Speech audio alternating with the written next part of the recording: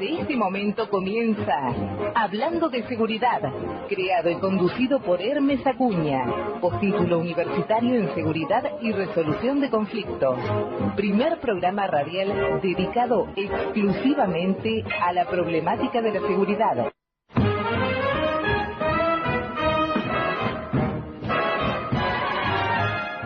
Hola, buenas tardes, soy Hermes Acuña. 11 de julio de 2017.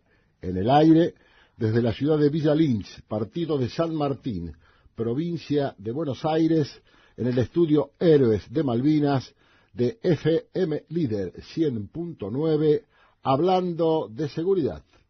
Primer programa radial dedicado exclusivamente a la problemática de la seguridad. Nuestro lema: no para mal de ninguno, sino para bien de todos. Saludamos al señor Pablo Martínez, nuestro operador. Nuestras vías de comunicación: 4753-5433, 4754-0507. Email: info, hablando de seguridad, @gmail.com. Radio online, www.grupolider.com.ar. También estamos en Facebook. Podrán ustedes escuchar, bajar o requerirnos el audio de algunas de nuestras emisiones en particular, y con mucho gusto se lo haremos llegar, pedido que deberán formalizar por medio de nuestro email, que repito, info, hablando de seguridad, @gmail.com. La semana pasada, en el Congreso de la Nación, se trataron la modificación, en primer lugar, de la Ley de Ejecución Penal con respecto a limitar las excarcelaciones para determinados tipos de delitos. Esto seguramente ustedes lo habrán visto, leído o escuchado en todos los medios durante mucho tiempo, y realmente era una inquietud de los ciudadanos en general, porque los hechos repetitivos de gente por distintas razones, en libertad, en cualquiera de sus modalidades, reincidían cometiendo distintos hechos, o tal vez los mismos por las cuales se encontraban detenidos en unidades de los distintos servicios penitenciarios del país. Y también se trató el tema de la corrupción, la imprescriptibilidad de los delitos de corrupción, fundamentalmente, obviamente, para funcionarios públicos. Hoy nosotros nos vamos a dedicar a analizar esta modificación a la Ley de Ejecución Penal en cuanto a la limitación de las excarcelaciones. Para ello, contamos con la inestimable presencia de un amigo del programa que nos ha acompañado tantísimas veces cuando tenemos necesidad de escuchar a alguien que realmente sepa derecho. Ayer yo le comentaba a un amigo que me preguntaba acerca de nuestro invitado, y realmente le decía que era un erudito en derecho. Y realmente no es que yo lo lisonjee, porque hoy nos acompaña como lo hace desde hace bastantes años. Realmente nuestro invitado es un hombre que sabe derecho. Y lo he escuchado de sus propios colegas. Me dicen, cuando hablas con él, sabe derecho, sin perjuicio que está especializado en algún tipo de derecho. Y me estoy refiriendo al doctor Adrián Arena, quien es abogado, es especialista en derecho penal, procesal penal y tributario.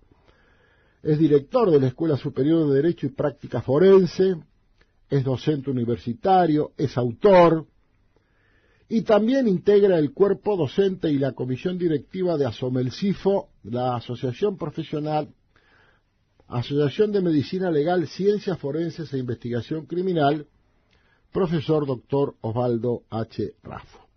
Adrián, te doy la bienvenida, te agradezco una vez más que nos acompañes y que nos esclarezcas acerca de esto, porque en realidad la difusión periodística de todo esto, más allá de haber señalado las abstenciones, los votos a favor y los votos en contra, poco se ha explicado. Y para los legos y que la sociedad demandaba esta modificación de la ley de ejecución penal, es importante saber algunos detalles más. Y también le vamos a preguntar al doctor Arena si esto es exclusivamente a nivel nacional o es para el resto de las provincias también. Así que, Adrián, está planteado el problema, está planteada la cuestión y te escuchamos con avidez. Sí, ¿qué tal? Buenas tardes. Un gusto estar acá. Gracias. En realidad lo que se modificó fueron algunas normas de la Ley de Ejecución Penal 26440 con la finalidad de impedir que ciertos beneficios que contempla esta ley sean aplicables a los autores de determinado tipo de delitos. Por ejemplo, delitos de tráfico de estupefacientes. Algunos de estos beneficios son, por ejemplo, las salidas transitorias o la libertad condicional. Es decir, la nueva ley impediría acceder a este tipo de beneficios en las condiciones en que lo establece la ley.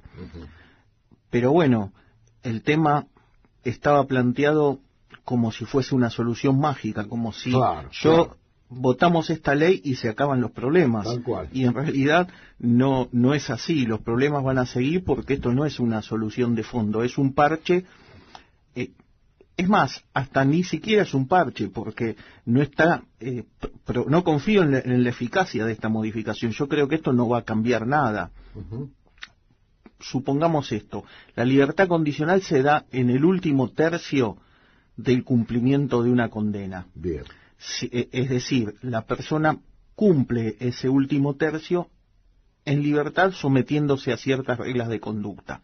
Entonces dicen, no le podemos dar la libertad condicional al violador porque si se la damos va a violar nuevamente. Pero bueno, con esa argumentación, cuando el violador agote la pena, va a volver a violar también. Y ahí no hay posibilidad de mantenerlo en prisión. Es decir, ¿cómo se soluciona el problema? No tendría solución. Si nos atenemos a la argumentación teórica de quienes propician esta solución, lo único que estarían haciendo es pateando el problema hacia adelante, porque al impedir que obtenga la libertad condicional, lo que van a hacer es que ese último tercio de la condena lo cumpla en detención, en prisión, pero cuando la condena se agote, el cumplimiento va a tener que salir y tiene derecho a hacerlo, y ahí el problema se volvería a presentar. ¿Y cómo se soluciona eso? Eso no tiene solución con la lógica de quienes votaron esta ley. Quizás el tema pasa por otro lado, no por esto. Y después también se tomó esta medida en forma muy amplia, digamos. Hay algunos delitos que no son tan graves. Por ejemplo, se habla de tráfico de estupefacientes, pero tráfico de estupefacientes es un acto de venta de 1 gramo de cocaína, por ejemplo. Para la ley es tráfico de estupefaciente, y esperar que esa persona cercenarle el derecho a obtener la libertad condicional me parece una exageración. Es algo como que no tiene lógica, o el que tenga un puñado de semillas de marihuana, no tiene sentido. Es una desproporción, es más, es inconstitucional. De hecho, ya hubo una modificación anterior que impedía hacerlo con delitos más graves, y hubo varios pronunciamientos jurisdiccionales que lo invalidaron por inconstitucional, porque viola el principio de progresividad del sistema carcelario. Es decir, nuestro país suscribió ciertos compromisos internacionales que establecen cuál es la finalidad de las prisiones, ¿no?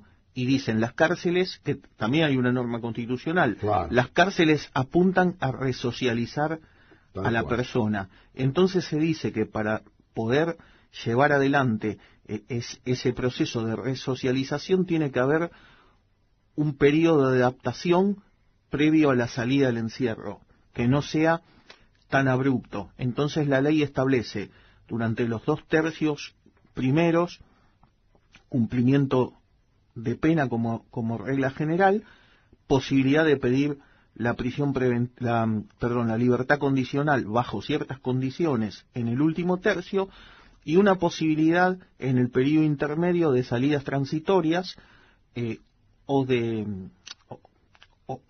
libertad asistida. Es decir, eso implicaría un proceso paulatino por el cual el penado gradualmente se va incorporando a la vida normal. Esto debería ir acompañado de un tratamiento penitenciario que tenga como finalidad la resocialización, es decir, que la persona pueda realizar algún trabajo, que pueda estudiar, que se le facilite la forma de reinsertarse socialmente. Por eso hay trabajo remunerado dentro de las prisiones, pero esto puede ser que en la práctica, tal como funciona, no logra el cometido que la ley se propone. Quizás habría que trabajar en eso y no tanto en estas medidas dramáticas que de poca eficacia práctica.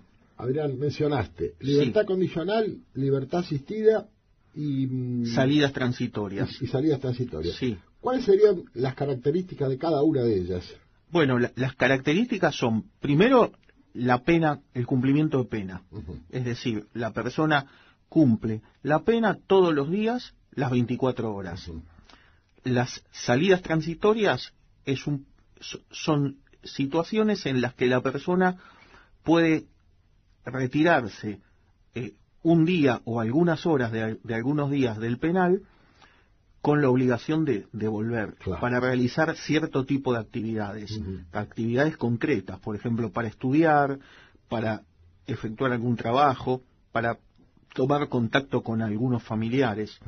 La libertad asistida es un proceso que se puede dar 6 meses antes de que esté en condiciones de acceder a la libertad condicional, por la cual se va monitoreando, es decir, la persona sale a la vida en relación bajo la supervisión de la autoridad jurisdiccional, es decir, en este caso de la justicia de ejecución penal.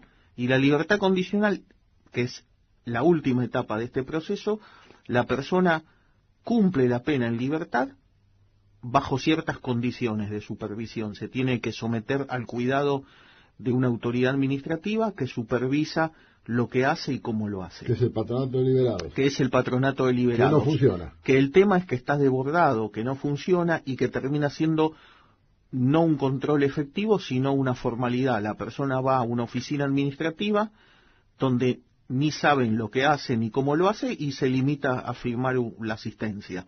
Alguna vez escuché en algún medio a personal del patronato de liberados diciendo que como no ofrecía las garantías necesarias a su criterio para asegurar su integridad física, había lugares a los que no concurrían.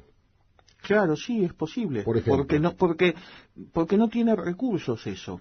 Eso no es un organismo, es decir, el Estado... ¿De quién depende el patronato de liberados? El del Poder Ejecutivo. Ajá, directamente. Claro, es autoridad administrativa. Lo que habría que hacer quizás es tratar el sistema penitenciario en forma integral, es decir, cárceles sanas y limpias y con una infraestructura adecuada, con supervisión efectiva, es decir, que se pueda saber bien el perfil de cada interno, de forma tal que al resolver la libertad condicional uno no haya margen para la equivocación.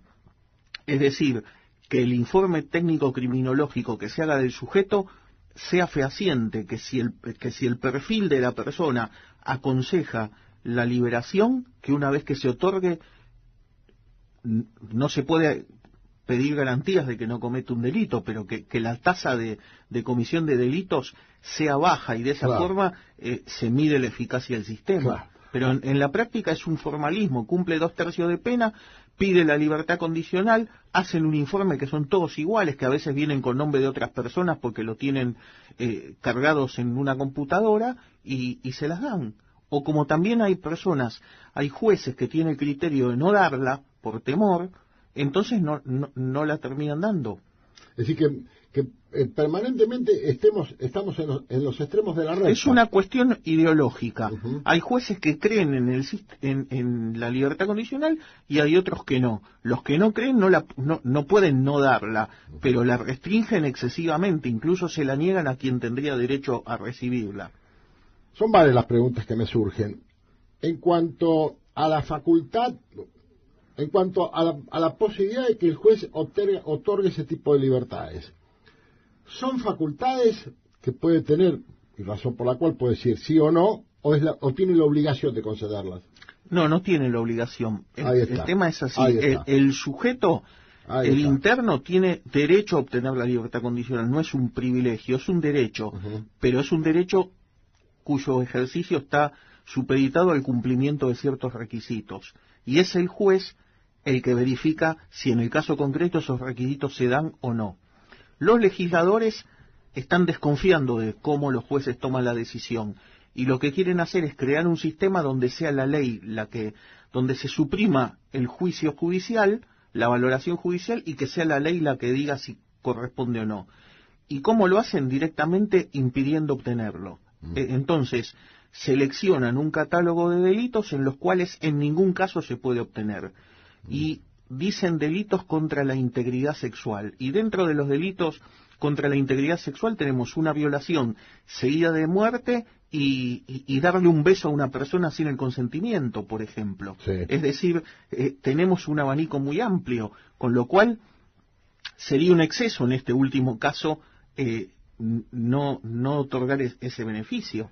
¿Para qué delitos puntualmente esta modificación? ¿A qué delitos apuntó para que no sean pasibles de...? No hubo un criterio, no hay un criterio, no podemos decir a cierto tipo de delitos. Bien. Enumeró delitos que consideraron graves. Violaciones, muerte por tortura, robo con armas, trata de personas. Esos ya estaban, pero por ejemplo, el robo con armas. El robo con armas no veo motivo para que no se otorgue la libertad condicional, incluso cuando dentro del concepto de armas se incluyen las impropias, por ejemplo un palo. Tal cual. Puede ser, ese delito no necesariamente demuestra la imposibilidad de resocialización de quien lo comete. Creo que es peor el remedio que la enfermedad en esos casos. Después, los delitos de estupefacientes. Ahí hay que apuntar a la narcocriminalidad compleja, pero no al transero, digamos, como se dice en la teoría. Claro, al tipo que estira la droga para consumir él y financiar su propio consumo. Sí, el trafiadicto. Eso no se justifica, no tiene lógica. Es más, las penas mismas son desproporcionadas para ese tipo de delitos. Deberían ser menores o en algún caso con posibilidad de cumplimiento en suspenso. El suministro a título gratuito de estupefacientes, eso es una barbaridad que no tenga derecho a obtener libertad condicional. Después, bueno, sí, hay delitos más graves, como, por ejemplo, la violación seguida de muerte ya estaba en la reforma anterior que impedía la libertad condicional. Ahora todos los delitos contra la integridad sexual, los robos con armas también, y hay otro aspecto de la ley del que no se habló tanto en el periodismo, pero me parece un desacierto, que es que la víctima sea parte en el proceso de ejecución penal, es decir, que la víctima puede intervenir y que se le reconozca el derecho a oponerse, porque el interés de la víctima es obtener una condena, pero la forma en que la condena se cumple, la víctima no estaría legitimada para verificar si hay o no resocialización. Entiendo que no. Además, esto no ocurre casi en ningún sistema jurídico comparado. Ese protagonismo a la víctima, que de hecho hoy lo tiene. Pero ¿no se promulgó también una ley de protección de las víctimas y darles a la víctima un rol activo en el proceso penal? Hubo varias iniciativas. La víctima en realidad tiene la facultad de constituirse como querellante y impulsar la acción en igualdad de condiciones que el Ministerio Público Fiscal. Es decir, incluso si el fiscal no acusa, la víctima constituida como querellante tiene un poder de acusación autónomo. Puede acusar y obtener una condena. Pero bueno, el tema es que le dan protagonismo, pero no le dan responsabilidad. Es decir, el sistema no prevé que la víctima responda cuando actúa mal, y la víctima en el proceso actúa mal, por ejemplo. Yo escuchaba, por ejemplo, a esta señora Carolina Píparo, que decía que la víctima era la convidada de piedra del proceso penal. Y en realidad, en el caso concreto de ella, no solo no fue convidada de piedra, sino que identificó en un reconocimiento irregular a una persona como autor de la salidera, del disparo en la salidera que fue objeto. Esta persona estuvo 36 meses en prisión preventiva y era inocente, no era la persona. Y pese a que la evidencia en el debate oral era abrumadora de que la persona no era, la madre de Píparo lo seguía acusando, y lo hizo sin pagar ningún tipo de consecuencia. Es decir, nadie se hubiese animado a procesarla por falso testimonio, que era lo que debería haber pasado. Y ella no puede, en ese caso, decir que sus derechos como víctima no se respetaron. Es más, no solo tuvo derechos, tuvo el privilegio de cometer delitos impunemente en el debate oral, que eso fue lo que en realidad pasó. Por eso es todo muy, muy complicado y sobre todo con connotaciones políticas muy fuertes, porque en definitiva acá gravita la política, gravita el espectáculo de la peor parte de la política, la más miserable, el show político, el legislador que dice que va a renunciar a los fueros que no se puede hacer. Es decir, lo mismo pasa con esto, soluciones mágicas al contado rápido y que después se demuestra que no son efectivas, como todas las modificaciones que se hizo. Además, si analizamos las últimas 3 modificaciones a la legislación penal, la hicieron Bloomberg, Roberto Piazza y Carolina Píparo. Es decir, esos 3 individuos modificaron la legislación penal en los últimos 5 años o 10 años. Esto es aberrante. Y el poder político se ocupó de complacerlos, haciendo lo que ellos entendían que debía hacerse. ¿Me permitís? Vamos a ir a la primera pausa. Sí. Y dejo picando, Adrián, respecto de los informes del servicio penitenciario de la provincia o de la nación que sea, con respecto a la concesión por parte del juez de ejecución penal de estos derechos, no lo vamos a llamar privilegios, como bien lo has dicho, son derechos, y lo hablamos después del corte. ¿Te parece bien? Sí. Adelante, entonces.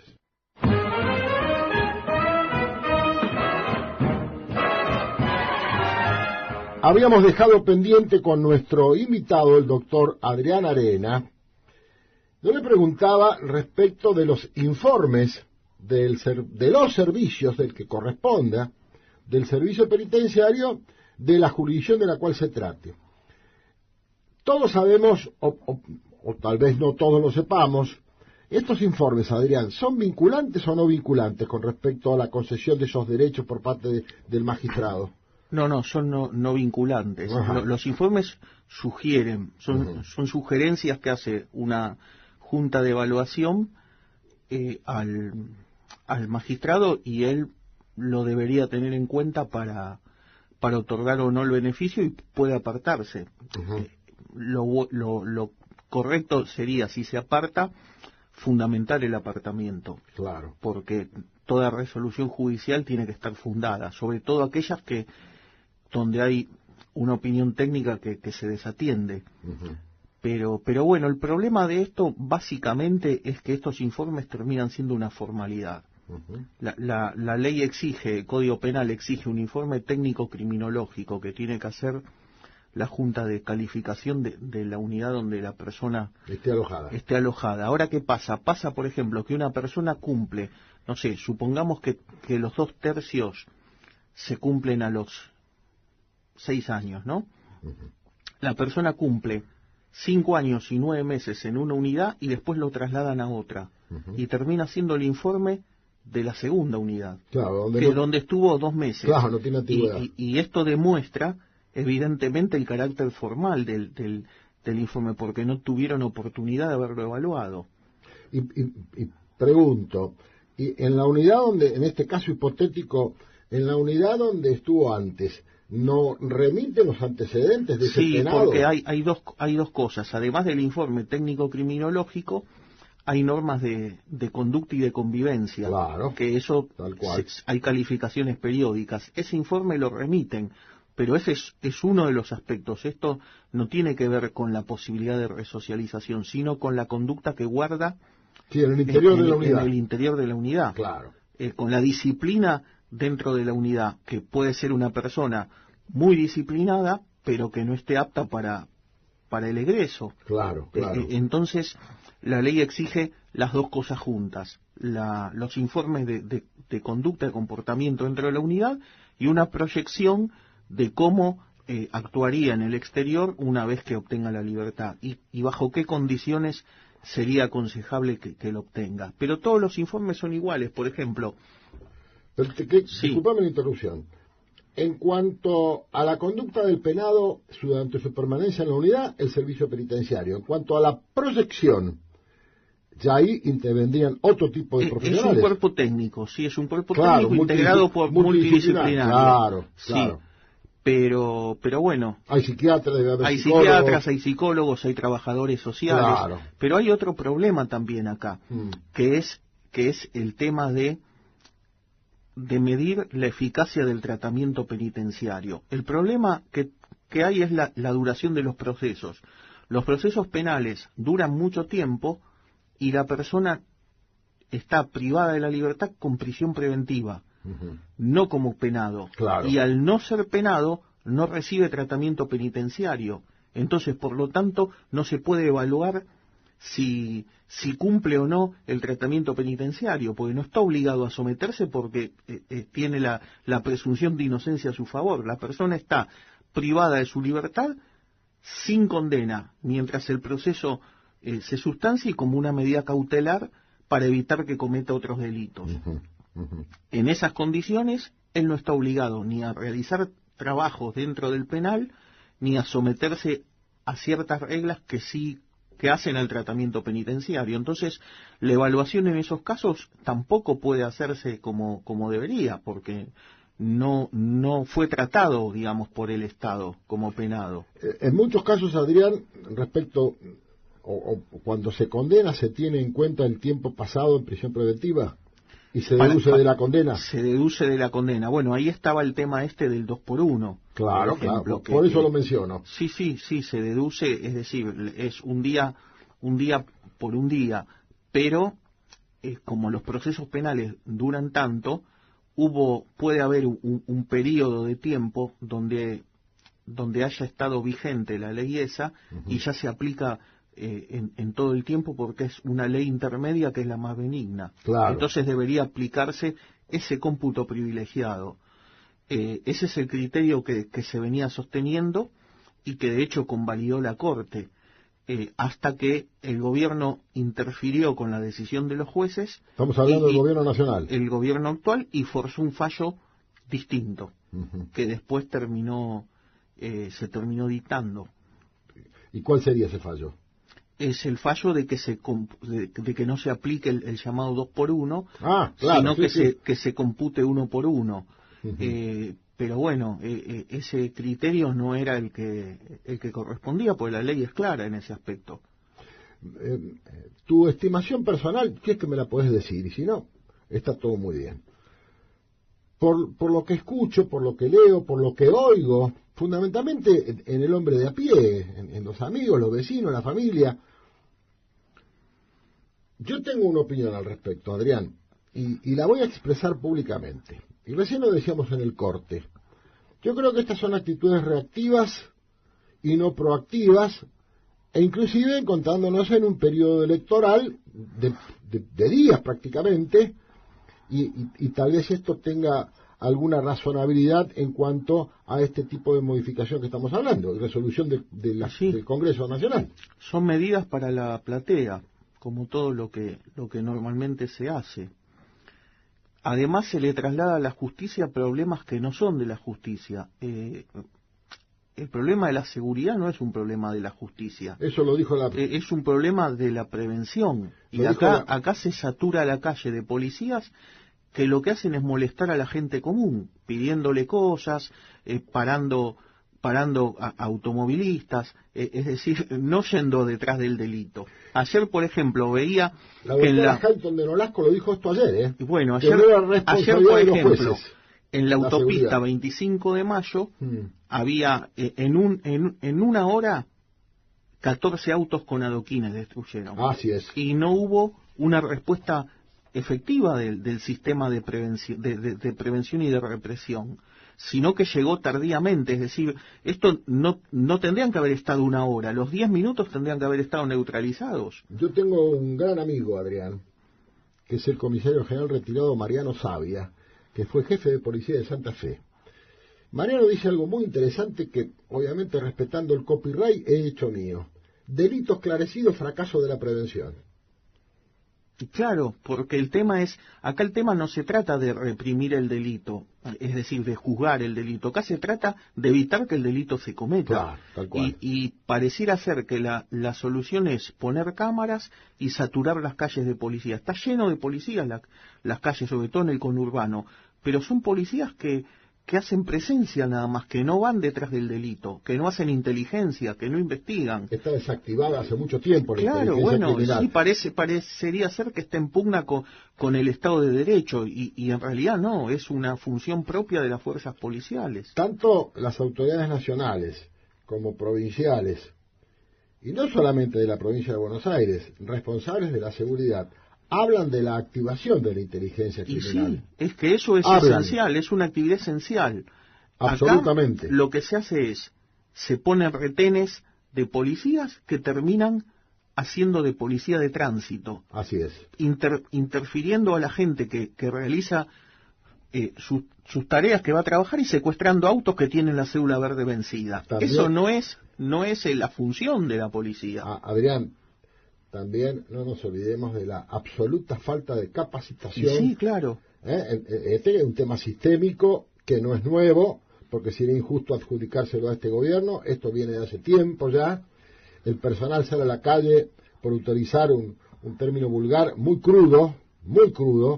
No les enseñan a ver las actitudes predelictuales, porque para eso al personal hay que capacitarlo especialmente. Y entonces lo vemos. Y yo lo digo también porque lo veo como lo ven todos ustedes que nos están escuchando. Cuando hay interceptaciones vehiculares en la calle, sean en puestos estáticos, que eso no es de buena práctica, usted ve cómo está desplegado el dispositivo y no está desplegado de acuerdo al protocolo. Usted ve al personal todos juntos en un punto, no hay apoyo para el que interroga, es decir, interroga o pide documentación o conversa con el conductor, etcétera, etcétera, etcétera. Y en muchos casos tampoco los móviles están aptos para, en el caso que fuera necesario, iniciar una persecución, porque alguien se da la fuga. Claro. Y además están dispuestos de tal forma que si un delincuente se aproxima, advierte la presencia del puesto policial y lo elude. Por eso hablaba de claro. de las interceptaciones estáticas. Es decir, no tiene sentido eso. Días pasados vi en la Plaza San Martín, en la plaza central de nuestra ciudad de San Martín, en una de las arterias con una gran cantidad de tránsito vehicular en un hora pico al mediodía, una interceptación por parte de efectivos de la Policía Federal que ha sido destinado al conurbano en apoyo de la Policía de la Provincia de Buenos Aires. Era un pandemonium. Y sí, claro. Un pandemonium. Bueno, eso es lo que sucede. Pero bueno. Y digo Policía Federal como podía haber sido cualquiera. Podía ser cualquiera. Gendarmería, aparte hay varias fuerzas que operan que no están coordinadas, que actúan en forma totalmente inconexa. Muchos recursos totalmente mal administrados, sí. Y también mucha corrupción con todo el gasto que implica ese despliegue. El otro día en el programa de La Nata, un periodista dijo que desde el mediados de diciembre, cuando asumieron el nuevo gobierno nacional, a la fecha, él tiró esta cifra, no sé cuál es su fuente, dijo que había 433 ex policías de la provincia de Buenos Aires detenidos por distintos delitos. Y otro periodista, el jefe de policiales de Clarín, Rolando Barbano, que seguramente todos ustedes lo habrán visto, tiene algunas cifras que me ocupé en registrar. Decía que en el primer semestre del año en curso hay 3 homicidios en ocasión de robo por día. 160 robos calificados con armas cada 24 horas. En el 2016, 140. Y en el 2015, 130. Decía que, obviamente, al leer esta cifra nos damos cuenta que ha aumentado, según este periodista, Rolando Barbano, jefe de policiales de Clarín, en el programa del domingo pasado, Periodismo para Todos, que conduce el señor Lanata.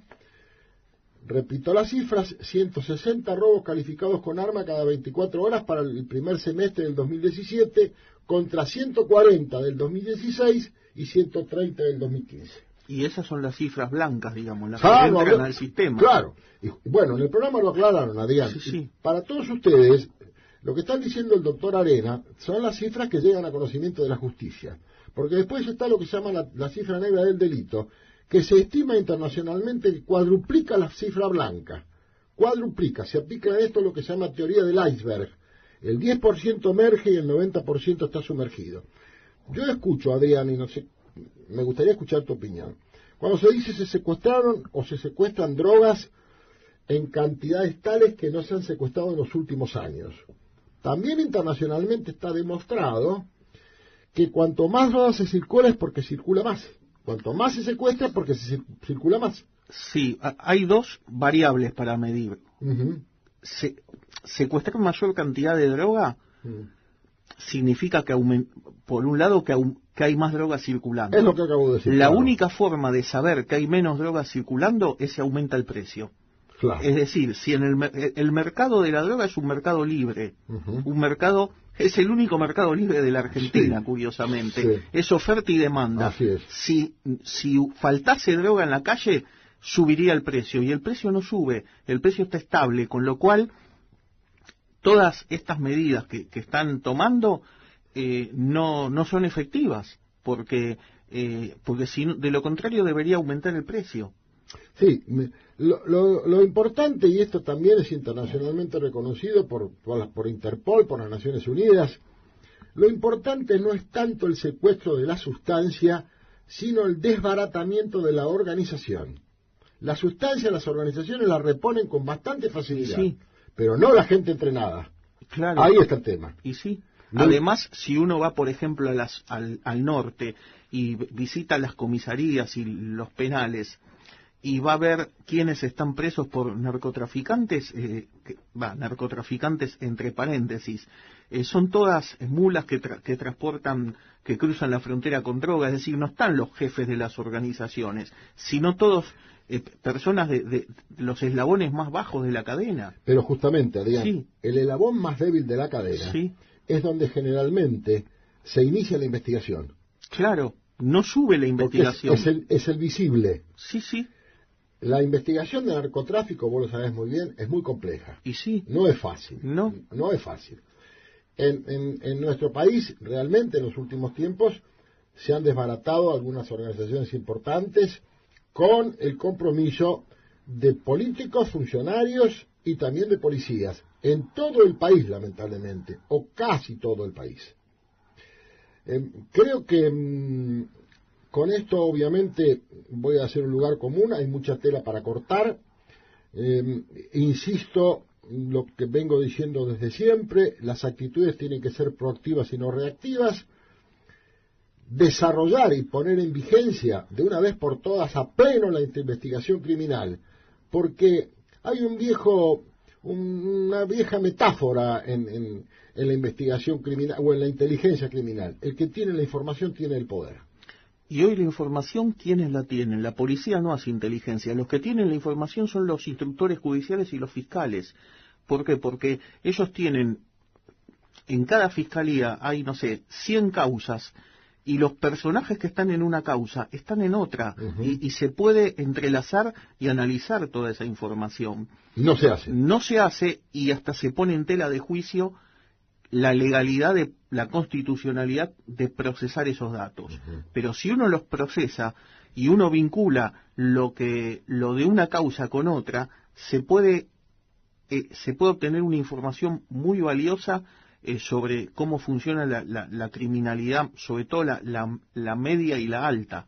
Y a tu criterio, ¿cuál sería, Adrián, una buena estrategia y después una táctica, es decir, una puesta en terreno de esto que se puede llegar a planificar para que haya intercruzamiento de información? Para mí lo que habría que hacer es terminar de esa relación que existe entre los fiscales y los jueces. En la provincia de Buenos Aires, sobre todo, los dos pertenecen al Poder Judicial. Pero hoy uno es fiscal, mañana es juez, o trabaja en una fiscalía, después en un juzgado. Hay que separar las funciones por completo. Una carrera del Ministerio Público totalmente separada de la carrera judicial, una policía judicial en serio y una unidad de análisis en cada departamento judicial del delito, que estudie las causas penales y establezca e identifique y fiche a todos los criminales que figuran ahí. ¿Y quiénes integrarían esa unidad de análisis? Tienen que ser técnicos en el análisis criminal. Uh-huh. y tiene que formar parte del Ministerio Público. Uh-huh. Lo que pasa que se dice que ese tipo de actividad es violatoria del derecho a la intimidad, uh-huh. Pero en realidad no lo es, porque no se analizan personas, sino modus operandi. Eso uh-huh. Es válido. No se está investigando delitos, sino se están investigando modalidades de comisión de delitos. Uh-huh. Una vez que la persona comete un delito y entra en el sistema, nada impediría, si aparece una vinculación entre esa persona y otro hecho, en explorarla. ¿Y cómo se concretaría, cómo tomaría forma real la independencia del Ministerio Público? Y carreras separadas, y su dependencia orgánica, ¿qué sería? No puede ser que el fiscal esté en la antesala del tribunal de juicio, que el fiscal esté tomando mate con los jueces. Eso no existe, no debería existir. En este momento, en la provincia de Buenos Aires, del Ministerio de Justicia no depende, obviamente, el Poder Judicial. No, el Poder Judicial es un poder autónomo, pero el Ministerio Público, sí. El Ministerio Público en la provincia de Buenos Aires pertenece al Poder Judicial, integra al Poder Judicial. Claro, precisamente. En la Nación es un órgano extrapoder. Claro. Pero en la práctica son lo mismo. El tema es separarlo por completo, pero separarlo. Inclusive en edificios distintos. En edificios distintos y hasta con todo tiene que ser distinto. No pueden coexistir como compañeros de trabajo. Eso es fundamental. Y tiene que investigarse. Tienen que tener facultades investigativas. En el único caso donde las fiscalías investigan son en los grandes delitos. Por ejemplo, en el atentado a la AMIA, por ejemplo. Sí. Había una unidad fiscal que se dedicaba a hacer inteligencia criminal. Claro. Y como es un tema sensible, ahí nadie dijo nada. Es más, se robó, se malversaron caudales públicos, se abrieron cuentas en el exterior con la plata de fiscalía, todo, y nadie habla de eso. Es decir, ya ahí se permite que hagan cualquier cosa. Pero en realidad nos vamos de un extremo a otro. Lo ideal sería reconocer la facultad de investigar, acotada por la ley, regulada, y que se despliegue con inteligencia. Adrián, y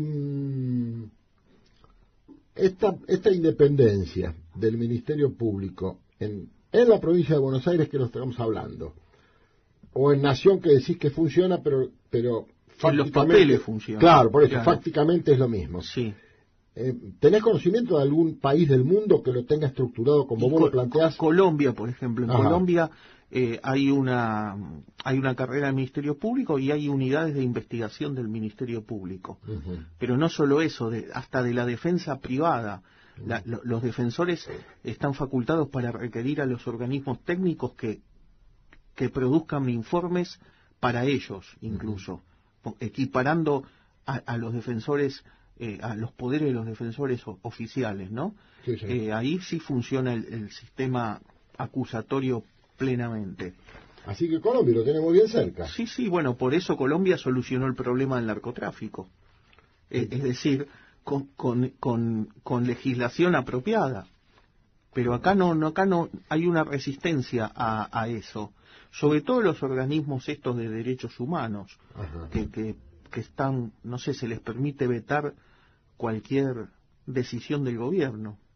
¿Exclusivamente la resistencia sería por estos organismos de derechos humanos? No, ¿O tiene una por la clase política también, sobre todo la izquierda, o el Frente para la Victoria, incluso hasta el propio gobierno.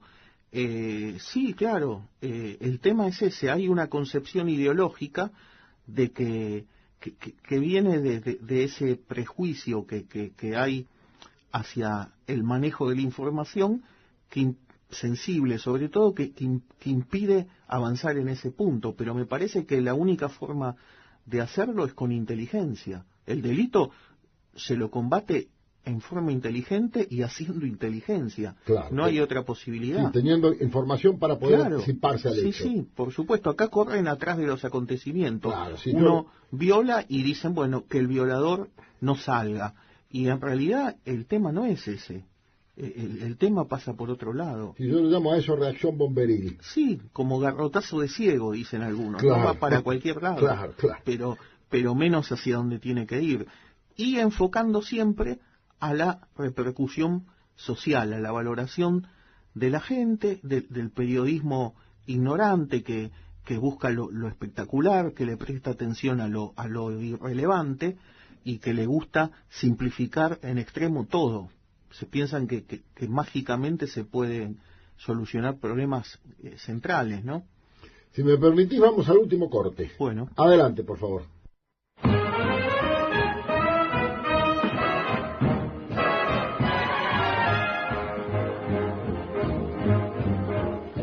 Nos faltan 4 minutos de programa. También es un lugar común lo que voy a decir. Insensiblemente se pasa el tiempo cuando el tema y el invitado revisten la importancia y las características del tema y del invitado, en este caso, nuestro amigo y profesional del derecho, el doctor Adrián Arena. Adrián, yo te invito, como es costumbre, que hagas un redondeo de todo esto tan interesante que hemos hablado. El broche y el cierre del tema queda a tu disposición. Bueno, en realidad lo que hablaría algo muy general, que es que lo que hoy proponen como solución al problema este de los delitos y de la inseguridad es lo mismo que hacen con todos los temas. Soluciones mágicas. Dicen, bueno, hay que la ley de extinción de dominio, hace falta la ley de extinción de dominio. Y en realidad es una ley que no hace falta, porque el Código Penal regula la posibilidad de disponer de bienes producto del delito, con lo cual están haciendo un problema para la televisión, un problema que no existe. Se debatió tanto el delito previo, etcétera, etcétera. Todo eso, y después vemos que cuando plantean algo, es como con este tema, ¿no? Introducen un tema, es el segundo semestre, es los brotes verdes, la lluvia de inversiones, y cuando tiene que venir no viene. Y lo mismo hacen en materia de seguridad. Esto parecería ser lo mismo. Y después no va, cuando se supere esta etapa y se sancione la ley, los delitos van a seguir siendo cometidos, los violadores van a seguir violando, las víctimas van a seguir padeciendo y los políticos van a seguir proponiendo soluciones mágicas. El tema pasa por otro lado, por una cuestión de responsabilidad y de planificación, y eso no la hay. Cuando se gobierna para la tribuna y sin atender con inteligencia y científicamente problemas que en otros países ya fueron resueltos, no tiene solución el tema. Acá tienen una debilidad por los medios, por salir y por proponer soluciones mágicas. Es el populismo que trasladado a la gestión de gobierno, o como dicen ahora, a la gobernanza, otra palabra nueva que descubrieron y que la están empezando a usar. Adrián, muchas gracias. No, por favor. Ha sido el doctor Adrián Arena, abogado, especialista en Derecho Penal, Procesal, Tributario, autor y docente universitario. Por último, quiero decirles que lamentablemente ha fallecido en acto de servicio una oficial de la policía de la provincia de Santa Fe, Erika Duré, de 31 años, 3 hijos, prestaba servicio en la comisaría segunda de la ciudad de Venado Tuerto, departamento General López. La oficial Duré, juntamente con 3 efectivos más, se encontraban precisamente en un control de automotores. Esto ocurrió el sábado, alrededor de las 9 de la mañana, cuando el patrullero en el que circulaba la oficial Duré con sus 3 camaradas, en servicio, chocaron en forma violenta con una camioneta, mientras perseguían a un motociclista que se había dado a la fuga al advertir la presencia de los efectivos policiales. Con la muerte de la oficial Duré, reitero, de la policía de la provincia de Santa Fe, son 15 los policías muertos en cumplimiento del deber en lo que va del presente año 2017. Con todos ustedes nos estamos reencontrando el próximo martes, como siempre, a las 4 de la tarde en FM Líder 100.9, hablando de seguridad. Hasta entonces, muchas gracias. Quédense 2 o 3 segundos más. Van a escuchar la consigna preventiva que habitualmente emitimos al final de cada programa. Gracias, hasta el martes. Verifique que el taxi exhiba las identificaciones correspondientes, como también la de su conductor.